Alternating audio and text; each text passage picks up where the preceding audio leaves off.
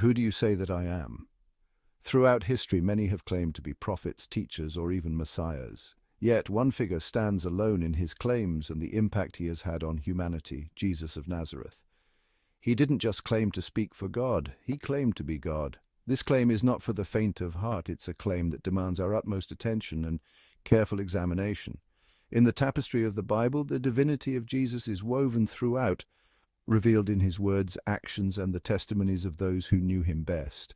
Our journey takes us to the heart of the New Testament, where we encounter compelling evidence of Jesus' divinity. We'll delve into the Gospel of John, a book renowned for its high Christology, and explore the profound implications of verses like John 20:28.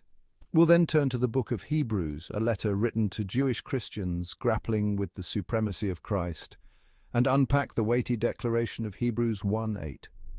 Finally, we'll examine 1 Timothy 3:16, a verse often debated, yet offering profound insights into the mystery of godliness revealed in Jesus. The Gospel of John, declaring Jesus as God. John, the disciple whom Jesus loved, presents a unique and powerful portrait of Jesus. Unlike the other Gospels, which focus more on Jesus' earthly ministry, John emphasizes Jesus' eternal nature and his relationship with the Father. From the very first verse, John declares, "In the beginning was the Word, and the Word was with God, and the Word was God." John 1:1. Here the Word is not a philosophical concept, but a person, Jesus Christ, who existed before time began, in perfect unity with God the Father. John continues by stating, "The Word became flesh and made his dwelling among us." John 1:14. This incarnation, the divine becoming human, is central to understanding Jesus.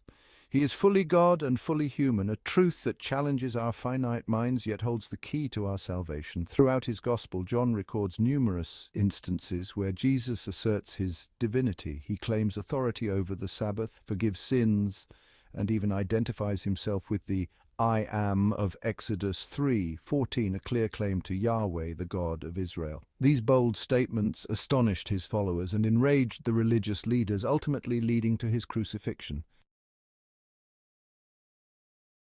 One of the most compelling testimonies to Jesus' divinity comes from the lips of a doubter, Thomas. After Jesus' resurrection, Thomas refused to believe unless he could see and touch Jesus' wounds. A week later, Jesus appeared to the disciples, including Thomas. Seeing Jesus, Thomas exclaimed, "My Lord and my God," John 20:28. This wasn't a casual statement. Thomas, a Jew familiar with the Shema, the central prayer of Judaism declaring the oneness of God, "Hear, O Israel, the Lord our God, the Lord is one," Deuteronomy 6:4, recognized Jesus as Yahweh, the one true God. Jesus didn't rebuke Thomas for blasphemy. Instead, he commended his faith, saying, "Because you have seen me, you have believed. Blessed are those who have not seen and yet have believed." John 20:29. This encounter holds profound implications for us today. We haven't physically seen the risen Christ, yet we are called to believe based on the eyewitness accounts and the transformative power of the Holy Spirit. Thomas's journey reminds us that doubt is not the opposite of faith, but a part of it. It is in wrestling with our doubts, seeking truth, and encountering the risen Christ that our faith is deepened and strengthened. Section 4, Hebrews, Unveiling the Supremacy of Christ.